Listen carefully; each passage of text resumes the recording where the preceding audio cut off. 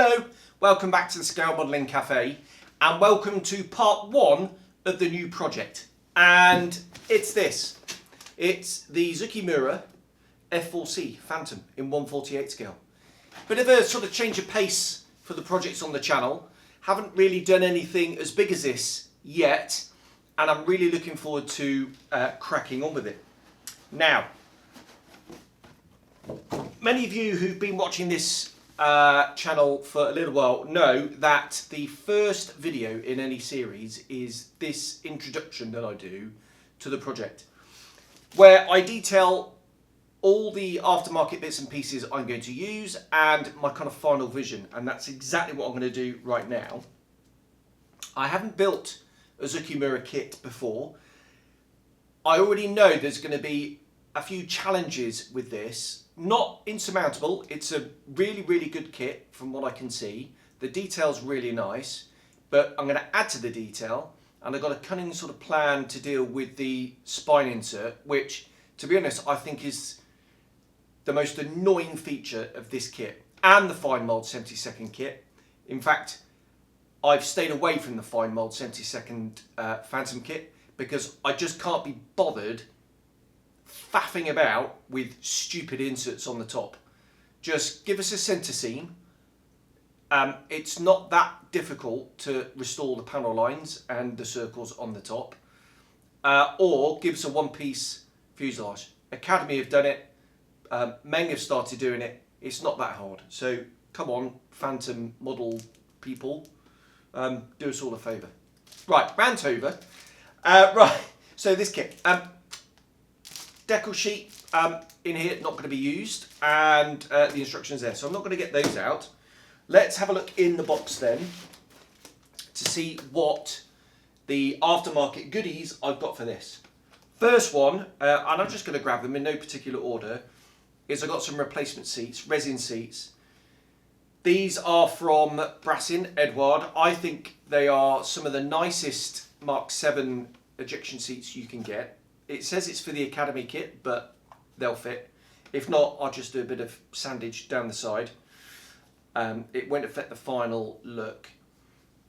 The seats, they're kind of, I think the seat is the focal point of any cockpit, which is the focal point of a model. And I really do think it's a good idea to invest in some highly detailed seats. Now, the ones in the kit are really nice, but this takes it to another level.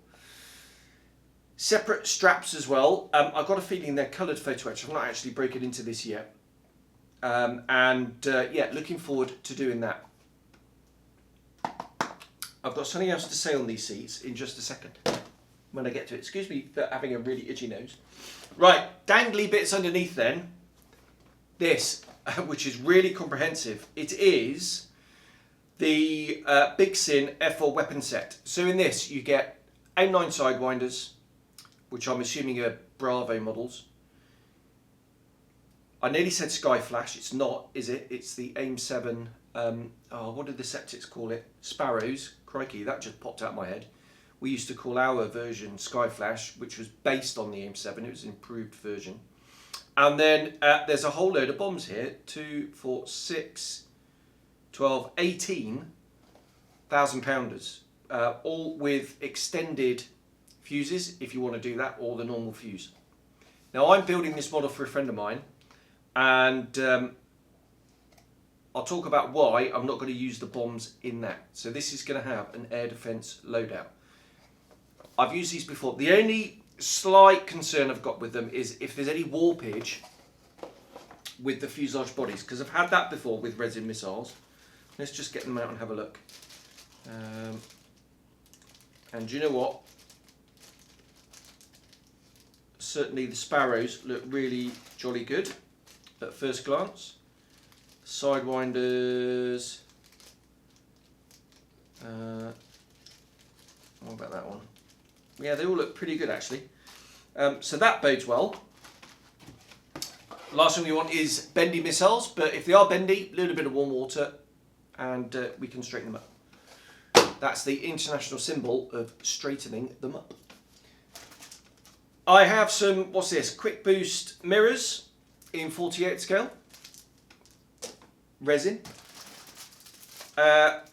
Kit wheels, which I understand are better, more accurate than the Resin ones, although the Resin ones are really very nice as well. But these are even better, apparently. Not used Kit's wheels before, so looking forward to trying those. Hypersonic canopy set. I've used hypersonic stuff before. I used it on an Academy F-4C. It was a B. Just checking it wasn't a J. This looks epic. It's. Let me just open it up actually.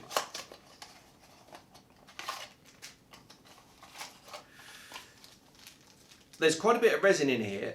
So what the idea is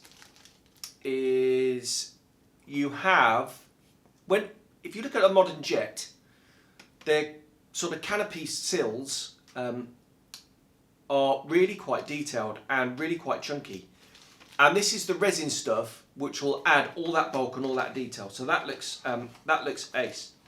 No photo etch, it's just resin. Oh, hang on, what's this in here? Yes, there is photo etch. Of course there is. So this is photo etch for kind of like the front bits, the back bits. There are built-in mirrors on this, so I may replace the mirrors with the quick boost ones. I don't know yet. Whatever's going to look the best and whatever's going to be easier. Probably use the photo etch actually, or may even glue, if it's going to work, the resin to the photo etch to give it a bit more bulk. We will cross that bridge when we get to it. Right, this is the master set for the short nose version of the F4. So in there is various pitos, angle of attack sensors, pretty lethal because they are so fine and so sharp, but where would we be without master barrels? If we ever got a sniff that they were going cease trading or anything, I would immediately hoover up everything they do because they are unbelievable. And how they do it for the price. I mean, this is £4.50 for that. How do they make a profit? I don't know. They're really cheap. Such a simple upgrade. If you're going to do anything, get these. That's that. Obviously, I have some Edward photo etch. This is the seat belts. So it depends what comes in the Resin set. I don't know, but it's got some of the removed before flight stuff. It's got some of the stenciling for the cushions and things like that. And yeah, that looks really, really nice.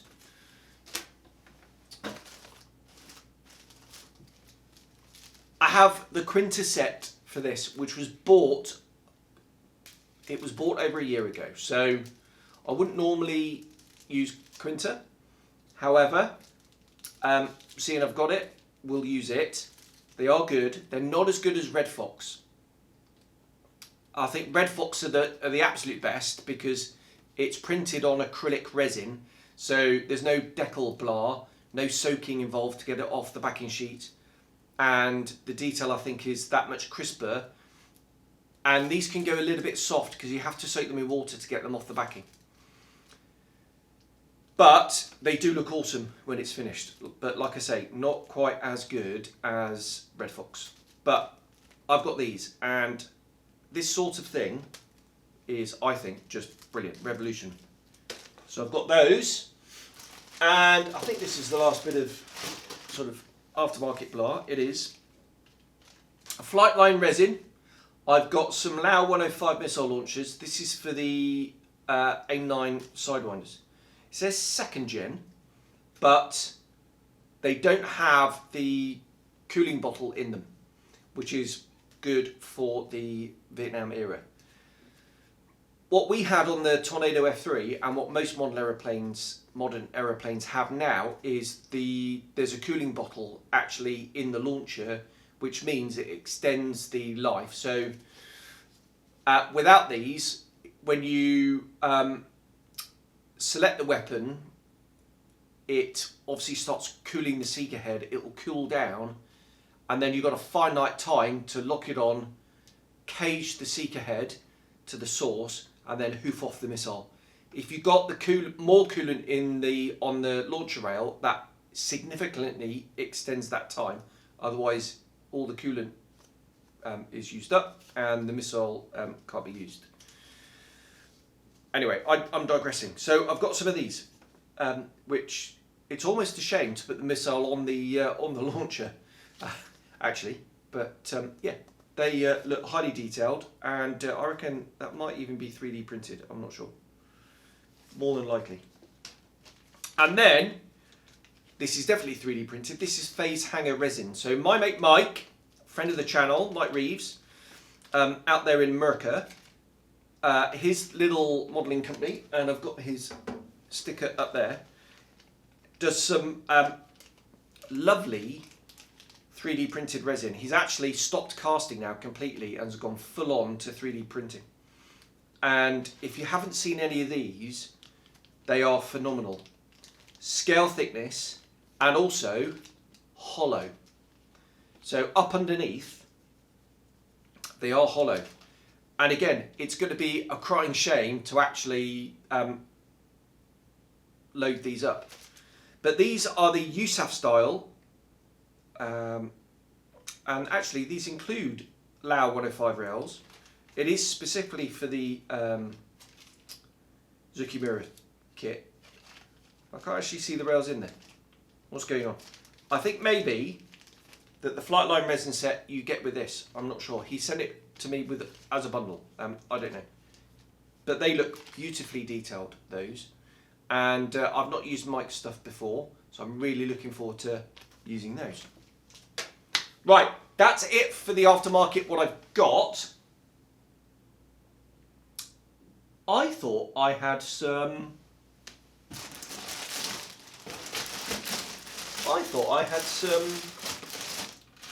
burner cans. That's interesting.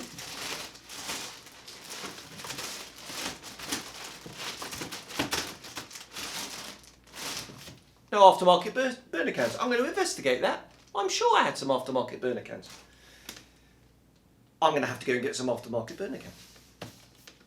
The other bit of aftermarket I don't have here with me at the moment that I have ordered, and they're just out, are some of the Edward 3D colour printed pull handles,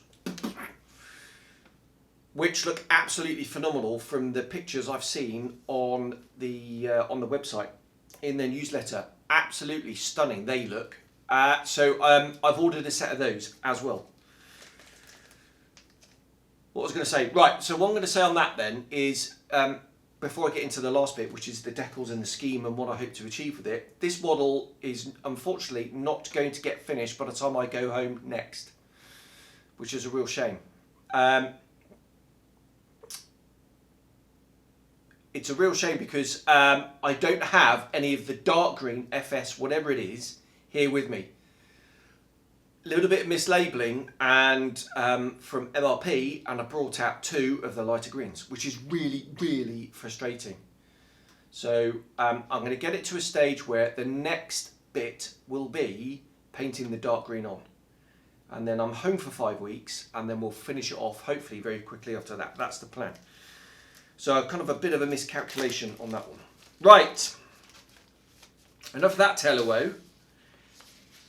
The decals then. So these are print scale decals, which again I've not used before, but I hear they're amazing. Right, this is a Vietnam set, and there's some really nice schemes on here. What have we got? We got a D, an E, a C, another E, an RF-4C, and another RF-4C. So 2 RF-4Cs from Udon. A D from Udon with 6 kill markings on the splitter plate. So that's Steve Ritchie's. Yep, Steve Ritchie and Chuck de Bellevue, who was his Wizzo, who I believe got 6 kills. He got one with a different pilot, and then later on became a pilot.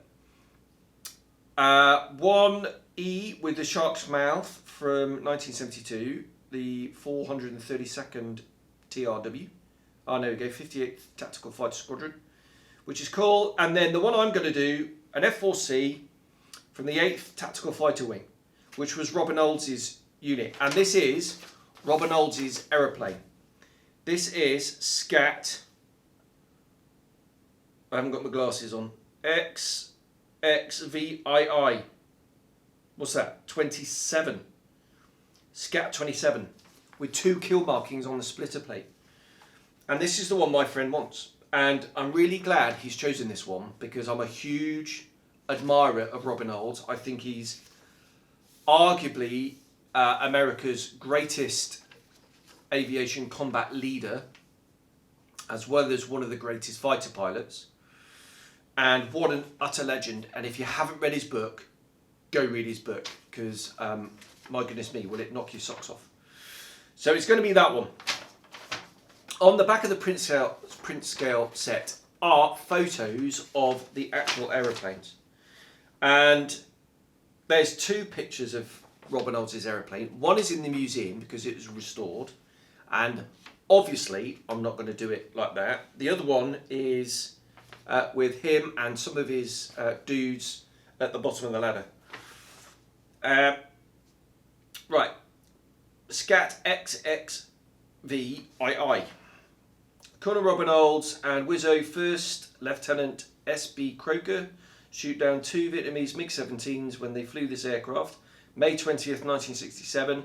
These were 3rd and 4th Olds' victories, so his final victories. This plan, I think it means plane, this aeroplane was stationed in Thailand, Ubon, 8th Tactical Fighter Wing during World War II. Colonel Olds flew P-38, P-51s, managed to shoot down 12 German aeroplanes. The history restoration of F-4C 640829 is exhibited in Wright-Patterson Air Base Museum, and there's a picture of it in the museum. So what I really like about these decals is you actually get a little bit more blah, but photos of the real aeroplane, which I really, really like, as well as some absolutely lovely profiles. So I'm really looking forward to getting this aeroplane painted and then using those. It's going to be cool. And I am going to be chucking a whole load of weathering at this. These aeroplanes were weather beaten. They were flying in tropical thunderstorms. They were heavily used in combat. And I'm going to go to town on the weathering. There was a fair amount of paint chipping on this particular aeroplane as well, especially around the nose. Not flaking off, but lots of tiny little chips, which is going to be a real challenge to do. One of these days, I'm going to do one that, when the earliest F4s arrived in theatre, they were in the US Navy light gold grey and white undersides, and they were painted in the field, and the Southeast Asia, easy for me to see, scheme, and there's some aeroplanes with some proper flaky paint. I'm not going to do that on this. I'm going to do some like real fine paint fading and chipping all around the nose and the intake area around the front, and I think that's going to look really, really nice. Looking forward to using those. Right, that's it. I'm going to do it in the. I'm assuming my friend wants it in the air-to-air loadout. Maybe even if I can do some research on what weapons he used to do the mid-kill, we could do it as it's just landed from that mission. So do sort of missing missiles off the rails. Could do that, or could do it a little bit later when they painted on the 2 kill markings on the splitter plate and do the full weapon loadout. I don't know. It's up to my friend. I'll have a chat with him. Right, while I'm in here, let's have a look. Right, where's the fuselage? Here we go. I'm going to go back to the rant. Here's the fuselage halves. You can see it's actually quite a big model in 48 with the separate fuselage panel. I kind of know why they've done it, because they can get more use out of these molds and just a separate panel on the top for the Navy version. And they can use this for the J, which I know they've done, and maybe the B. I don't know if they do the B. That kind of thing. but it's really annoying, and I just needed to rant again about that. Zokei Mura. Right, there we are. Rant off. Back in a good mood again. That was quite a lengthy video, I know, just to take you through the, all the aftermarket bits and my vision for the model and what I'm planning on doing. Really looking forward to getting cracking on the cockpit, obviously, and there's going to be some extra detailing there, doing the wiring behind the Wizzo's instrument panel, disappearing down into holes and things like that, which I'm looking forward to doing as well. And I haven't done an F4 for a long time. What I have got coming to the channel later on in the year is Hasegawa's 72nd Phantom, real old school. So it'd be interesting to do an older kit, obviously in 72nd, compared to like a brand new state-of-the-art one in 48th. Looking forward to doing both of those. Right, I'm going to leave it there. I'm going to start snipping cockpit bits off the sprue, and I'll see you on the next episode. So thanks very much. I'll see you then. Bye-bye.